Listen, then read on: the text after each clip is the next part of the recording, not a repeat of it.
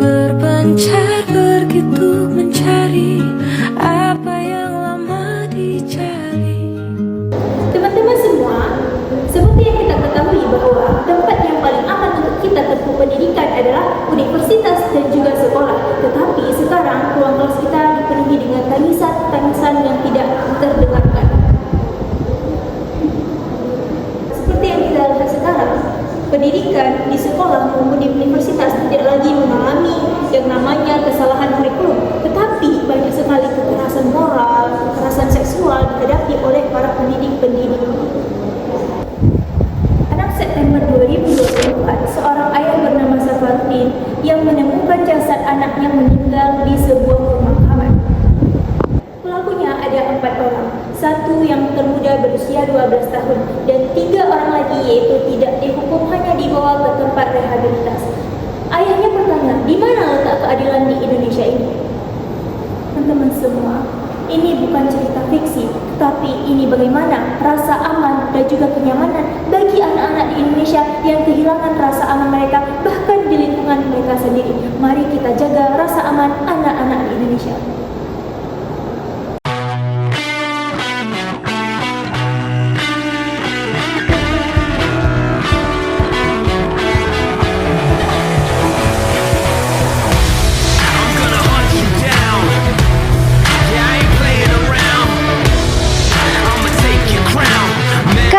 Identifikasi masalah krusial yang terjadi di tingkat sekolah hingga universitas saat ini.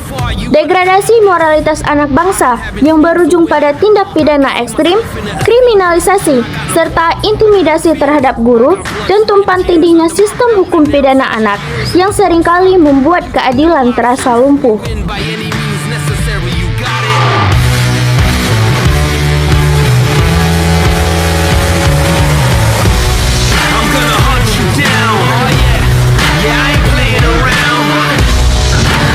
Menurut data KPAI tahun 2024 mengemukakan bahwa 35% dari total kasus kekerasan terhadap anak, 46 kasus anak yang mengakhiri hidup, serta 48% kasus diantaranya masih sebagai pelajar.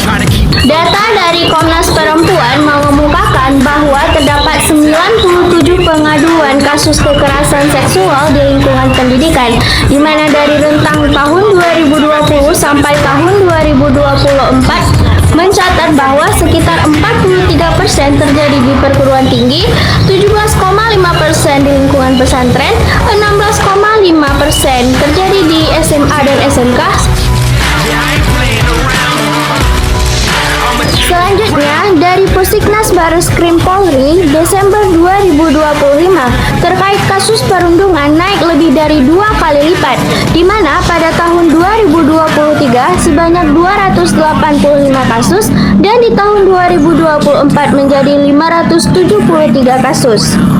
Oleh karenanya, timbul relasi antara guru dan siswa yang menjadi retak dua arah. Di satu sisi, ada kasus guru yang melecehkan siswanya, dan satu sisi lagi, ada kasus guru yang dilaporkan hanya karena mendisiplinkan atau menegur kesalahan siswanya. Dan itu semua menjadi satu kesatuan benang merah, yaitu sekolah, di mana sekolah yang seharusnya menjadi tempat teraman bagi anak Indonesia malah menjadi tempat yang sering membuat mereka terluka. Bagaimana mungkin kita bisa belajar dengan tenang jika guru saja takut untuk mendidik siswanya karena adanya ancaman hukum, sedangkan siswa yang di bawah umur menjadi pelaku tindak kejahatan yang luar biasa tanpa adanya tersentuh hukum yang secara adil. Kami sadar perjuangan ini tidak bisa dilakukan oleh 7 orang mahasiswa. Oleh karena itu, kami membangun koalisi nasional untuk menyelamatkan pendidikan Indonesia. Mari kita selamatkan pendidikan Indonesia. Ini bukan sekedar opini.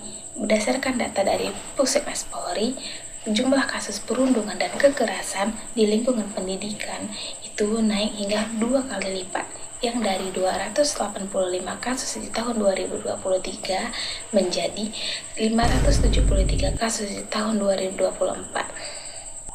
Sementara itu, KPAI terus menerima gelombang laporan kekerasan anak di satuan pendidikan. Dan Komnas Perempuan menekankan bahwa lembaga pendidikan seperti pesantren, universitas itu belum sepenuhnya bebas dari kekerasan. Bombastic. Kira-kira jaringan kami terdiri dari apa saja ya? Jaringan kami terdiri dari LBH Pendidikan, Komite Perlindungan Anak dan Guru, Ikatan Alumni Universitas, Aliansi Mahasiswa Peduli Hukum, serta Jurnalis Investigasi. Bahkan nih, di integritas pun masih bermasalah. Survei KPK 2024 menemukan di 22% sekolah, gurunya masih ada yang menerima bingkisan agar siswanya dinaikkan nilainya atau agar siswanya diluluskan. Mari kita lihat kenyataan pahit di lapangan melalui kasus strategis di Indonesia baru-baru ini. Tragedi kemanusiaan di Palembang. Kasus pembunuhan dan pemerkosaan keji terhadap seorang siswa yang dimana 4 pelaku dan 3 pelaku tidak dapat ditahan karena regulasi umur yang di bawah 12-14 tahun. Nah, ini menunjukkan luka mendalam bagi rasa keadilan masyarakat. Kedua, kriminalisasi guru. Di Pamulang dan di daerah lainnya, banyak guru dipolisikan oleh orang tua hanya karena menasihati anaknya. Dan di tempat lain, seorang kepala sekolah di Prabu Muli dicopot jabatannya hanya karena menasihati anak pejabat. Nah, ini menunjukkan adanya intervensi kekuasaan dan penyalahgunaan kekuasaan yang berlebihan. Yang ketiga yaitu pelecehan terhadap pendidik. Di SMA Negeri 1 Purwokerto terjadi pelecehan verbal dan tindakan tidak pantas terhadap profesi guru. Bahkan di media sosial viral konten hoaks yang memfitnah profesi guru. Bersama jaringan ini, kami mengawal setiap kasus kriminalisasi guru dan mendesak adanya penerapan kurikulum yang nyata dan bukan hanya sekedar administratif saja. Melihat kondisi pendidikan saat ini, ada 3 tujuan utama advokasi kami. Pertama, mendorong perlindungan hukum bagi guru agar dapat mengajar tanpa takut diskriminalisasi. Kedua, mendorong evaluasi penegakan hukum pidana anak agar tetap adil bagi seluruh pihak. Ketiga, menciptakan lingkungan sekolah yang aman, bebas dari kekerasan dan narkoba, karena pendidikan yang aman dimulai dari lingkungan yang baik dan saling menghormati.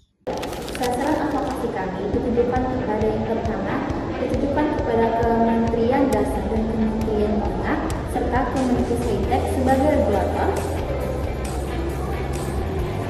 Yang kedua, ada penegakan hukum seperti Polri dan Kejaksaan sebagai penerapan keadilan. Yang ketiga, ada Komisi 10 DPR RI itu sebagai pengawasan kebijakan serta Asosiasi Orang Tua dan